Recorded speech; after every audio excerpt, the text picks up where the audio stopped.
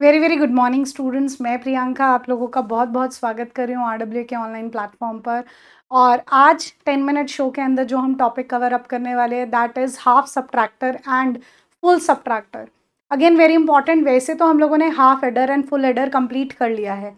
अब 10 मिनट के अंदर अंदर हम लोग कवर अप करने वाले हैं half subtractor and full subtractor.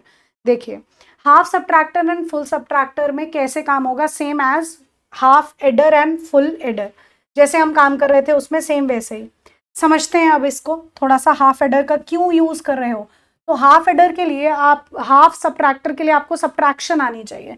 अगर हम हाफ सब्ट्रैक्टर की बात करें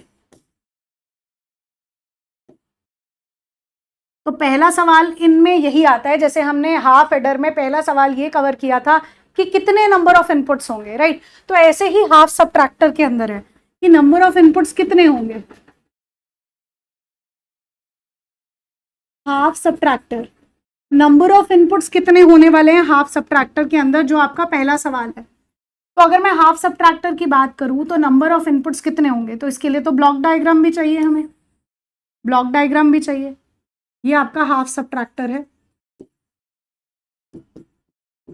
जिसके अंदर नंबर ऑफ इनपुट्स होंगे 2, एक्स एंड वाई।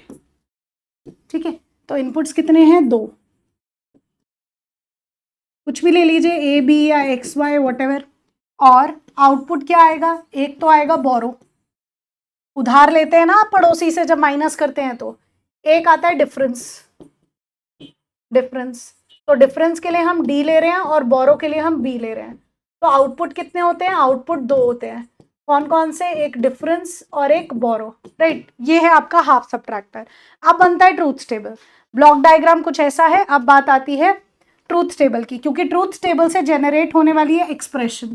तो जब मैं ट्रूथ टेबल की बात कर रही हूँ तो ट्रूथ टेबल के अंदर हमें सबसे पहली चीजें चाहिए कि नंबर ऑफ केसेस कितने होंगे। ट्रूथ टेबल में नंबर ऑफ केसेस कितने बनेंगे, तो नंबर ऑफ केसेस के लिए हम देखते हैं इनपुट, जिसका फॉर्मूला है 2n। n मतलब नंबर ऑफ इनपुट्स, और नंबर ऑफ इनपुट्स यहाँ पर कितनी है 2, तो यानी 2 यानी 4 केसेस यहाँ पर बनने वाले हैं। x y और एक बोरो है और एक क्या है सम, राइट। सॉरी, बोरो है और एक क्या है सब्ट्रैक्शन करने के बाद जो रिजल्ट आ रहा है यानी डिफरेंस। ठीक है,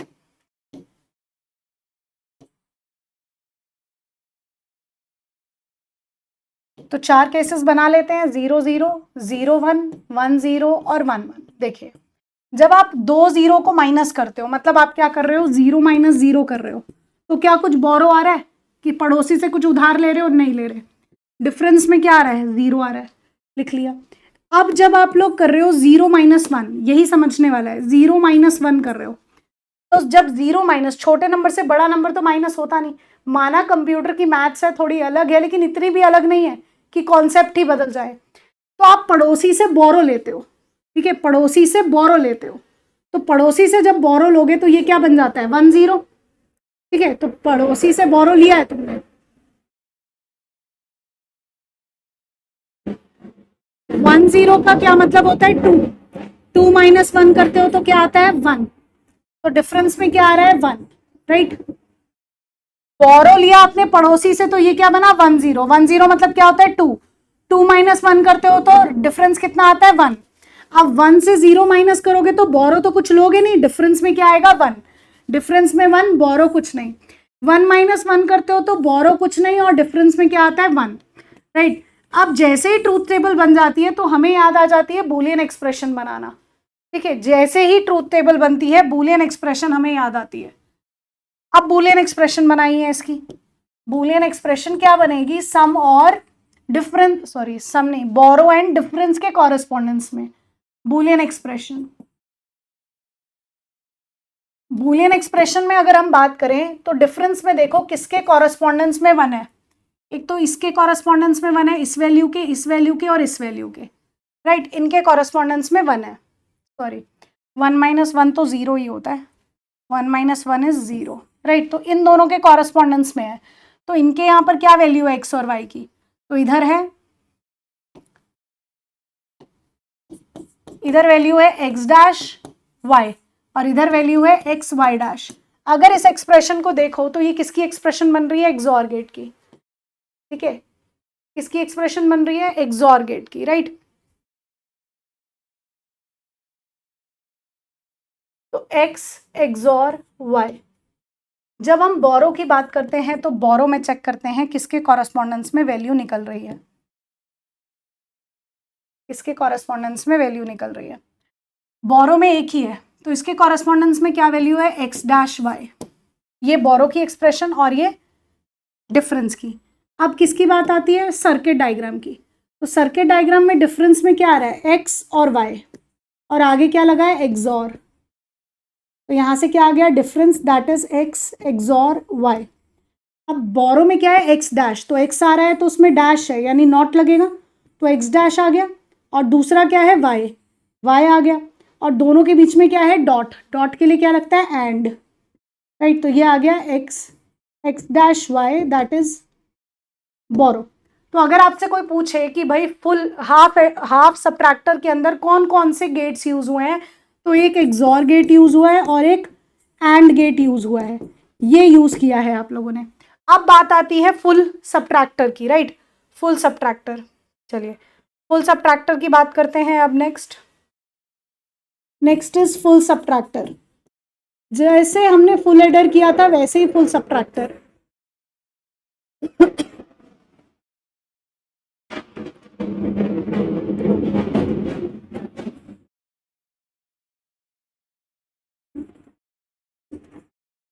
फुल सबट्रैक्टर में कितने नंबर ऑफ इनपुट्स होंगे? तो फुल सबट्रैक्टर में 3 इनपुट्स होंगे, 3 इनपुट्स होंगे, एक्स वाई जेड।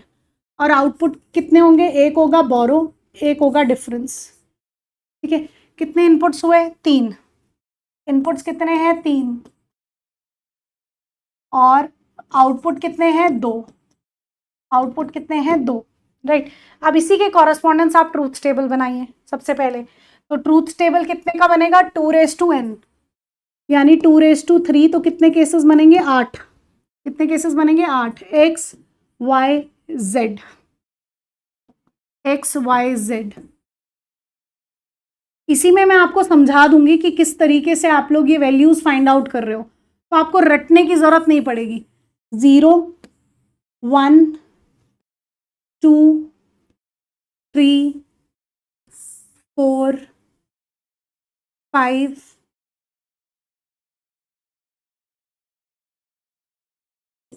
6 और 7, राइट। तो किस तरीके से हम बनाते हैं ये ट्रूथ टेबल? Z मतलब एक बार 0 एक बार 1, 0 1 2 3 4 5 6 7 8। अच्छा, 0 से स्टार्ट किया। नेक्स्ट 2 0 2 1 4 0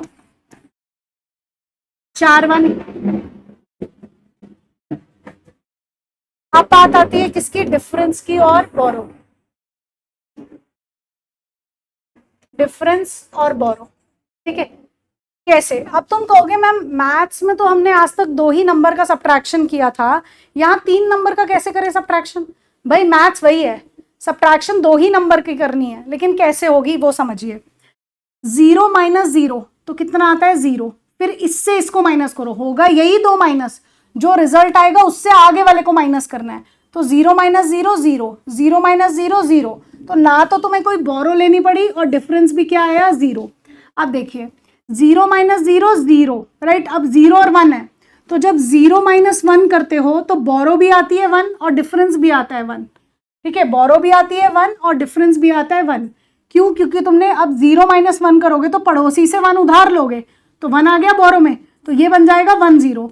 1 0 मतलब 2, 2 - 1 करोगे तो रिजल्ट क्या आएगा? 1, इसीलिए यहाँ पर 1 1। इन दोनों को सॉल्व करो पहले। क्या है? 0 - 1, तो 0 - 1 में क्या होता है? बोरो आती है और डिफरेंस भी क्या आता है? 1। अब आ गया 1 - 0, तो 1 - 0 करोगे तो क्या आता है? 1। ये काम करना है आपको, पहले इन दोनों को माइनस करना है, फिर जो रिजल्टेंट आएगा उसको आगे वाले से करना है। आगे देखिए दोबारा है 0 - 1। 0 - 1 में बोरो आता है 1 और डिफरेंस आता है 1, लेकिन आगे क्या है? 1। 1 - 1 कितना होता है? 0। नेक्स्ट 1 - 0 1।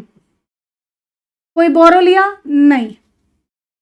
1 माइनस 0 1, डिफरेंस कितना आया 1, 1 माइनस 0 1, 1 माइनस 1 0, कोई बोरो लिया नहीं लिया। आगे चलिए 1 माइनस 1 0, 0 माइनस 0 0, कोई बोरो लिया नहीं लिया। अब 1 माइनस 1 0, 1 माइनस 1 0, 0 माइनस 1, अब 0 माइनस 1 दोबारा आ गया है तो बोरो भी होगा और डिफरेंस भी 1 होगा। ठीक है, बोरो भी 1 और डिफरेंस भी 1। Got it everyone? ये थोड़ी सी चीजें आप लोगों को समझनी है, अब तुम्हें रट्टा लगाने की जरूरत नहीं है। अब हम क्या करेंगे, बूलियन एक्सप्रेशन चाहिए, तो बूलियन एक्सप्रेशन के लिए हम क्या बनाते हैं, ट्रूथ टेबल। तो ट्रूथ टेबल किसका किसका बनेगा, बोरो का भी और डिफरेंस का भी, दोनों का बनेगा, तो आपके पास एक्सप्रेशन आ जाएगी। चलिए फाइंड आउट करें। तो भाई कितने का बनाओगे, के मैप? के मैप बनेगा 3 वेरिएबल का। क्यों बनेगा, क्योंकि एक्स वाई जेड है, एक्स वाई जेड 0 0 0 1 1 0 1 0 और 1।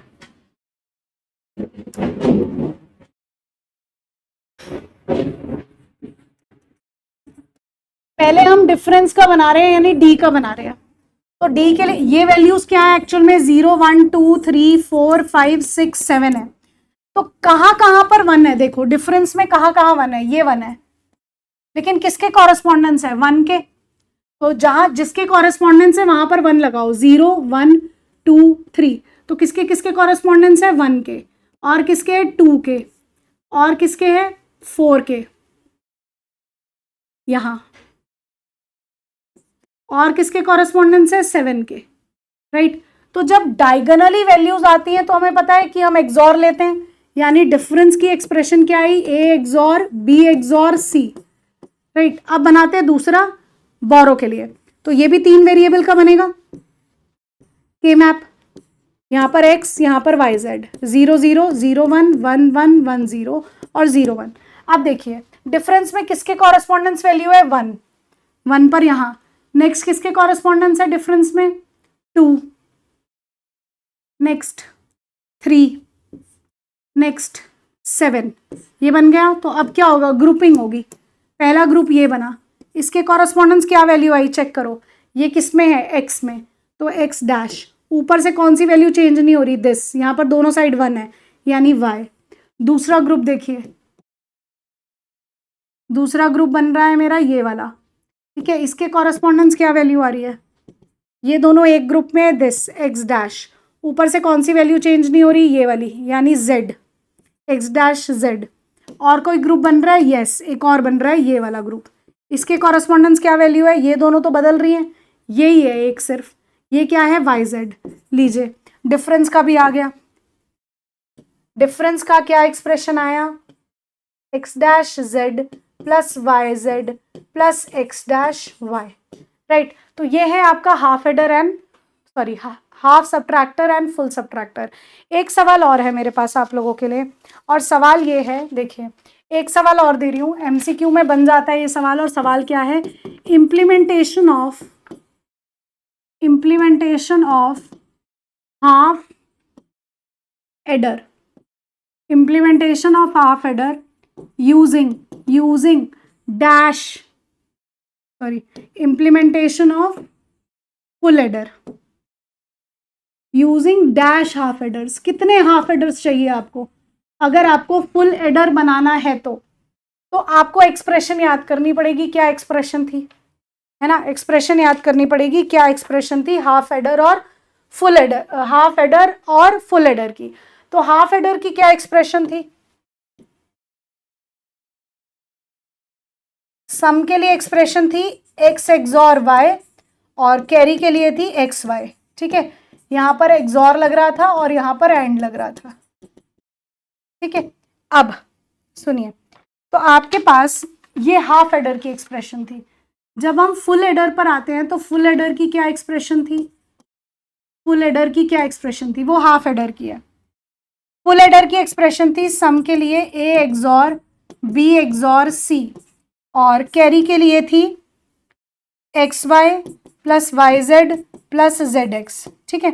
अब इसको हम इस तरीके से एलिमिनेट कर सकते हैं, X XOR Y Z plus x Y, अगर मुझे ये बनाना है तो, ठीक है, दिस इज फुल एडर। अब इसे बनाने के लिए मतलब दिस एक्सप्रेशन, इस एक्सप्रेशन को हम इस तरीके से एलिमिनेट कर सकते हैं। ये एक्सप्रेशन किसकी है? फुल एडर की। अब इस एक्सप्रेशन को डेवलप करने के लिए आपको कितने हाफ एडर की जरूरत है? 2 हाफ एडर्स की जरूरत है। देखिए कैसे बनेगा। और सेम क्वेश्चन सबट्रैक्टर के लिए भी है। देखिए सबसे पहले क्या एक्सप्रेशन है? एक्स और वाई का एक्सॉर हो रहा है, ठीक है, एक्स और वाई का एक्सॉर हो रहा है और हमें 2 हाफ एडर चाहिए। तो हाफ एडर ऐसे ही होते हैं, ये हो गया आपका एक हाफ एडर, ठीक है। तो इधर से x गया और इधर से y गया, तो यहाँ पर x एक्सॉर y। उसके बाद ये दोनों आ रहे हैं यहाँ से और यहाँ पर लगा होता है एंड, ठीक है। ये आपका एक हाफ एडर है, दिस इज 1 हाफ एडर, जिसमें 2 गेट्स का यूज किया, एक्सॉर और एंड का आपने इस्तेमाल किया, ठीक है। तो अब तुम्हें क्या चाहिए? a एक्सॉर b आ चुका है, उसके बाद तुम्हें क्या चाहिए? एक्सॉर c चाहिए, यानी z चाहिए तुम्हें, ठीक है। ये चाहिए ना, a XOR b XOR c, यानी x XOR y XOR z।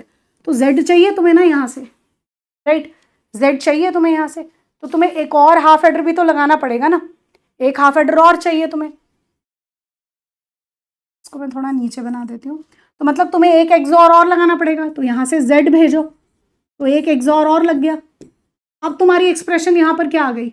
x XOR y तो था, एक और z यहाँ से आया तो z मिल गया। तो मतलब फुल एडर की एक एक्सप्रेशन तो पूरी हो गई, ये कंप्लीट है। और सेकंड वाले हाफ एडर का आधा कंप्लीट है, एक तुम्हें एंड भी चाहिए, ठीक है, एक तुम्हें एंड भी चाहिए और ये वाली एक्सप्रेशन भी तुम्हें डेवलप करनी है। देखिए इस एक्सप्रेशन को डेवलप करने के लिए x एक्सॉर y चाहिए, तो इसको यहाँ से ले लो, ठीक है, x एक्सॉर y चाहिए, मैंने यहाँ से ले लिया। और तुम्हें क्या चाहिए? z, और दोनों के बीच में क्या है? मल्टीप्लाई। z यहाँ से आ रहा था, z ले लिया, दोनों के बीच में क्या है? मल्टीप्लाई। तो क्या लगेगा? And gate. तो एंड गेट से तुम्हें ये एक्सप्रेशन मिल गई, x एक्सॉर y और यहाँ पर z, ये एक्सप्रेशन मिल गई। अब तुम्हें क्या चाहिए? प्लस में xy। तो यहाँ से xy आ रहा है, xy यहाँ से आ रहा है। अगर तुम ये अभी ना बनाओ, ये तुम अभी ना बनाओ सपोज,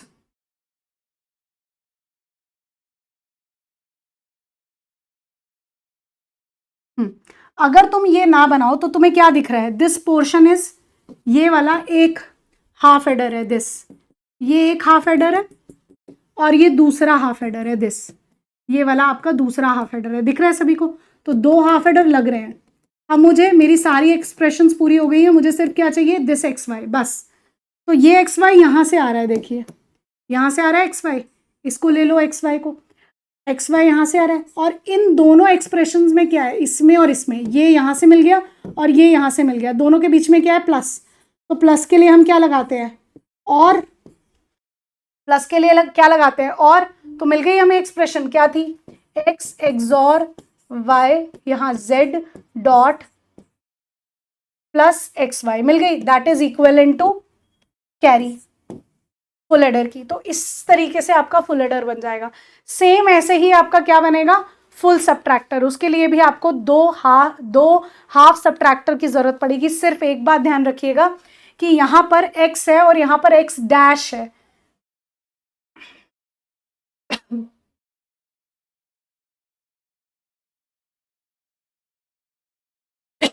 सॉरी, यहाँ पे देखिए, यहाँ पर x डैश है, वहां पर कैरी में हाफ एडर के अंदर कैरी में एक्स वाई था, यहाँ पर एक्स डैश है, बस ये डिफरेंस है, ये ध्यान रखिएगा। और एक्स डैश के लिए आपको क्या लगाना पड़ता है? नॉट लगाना पड़ता है।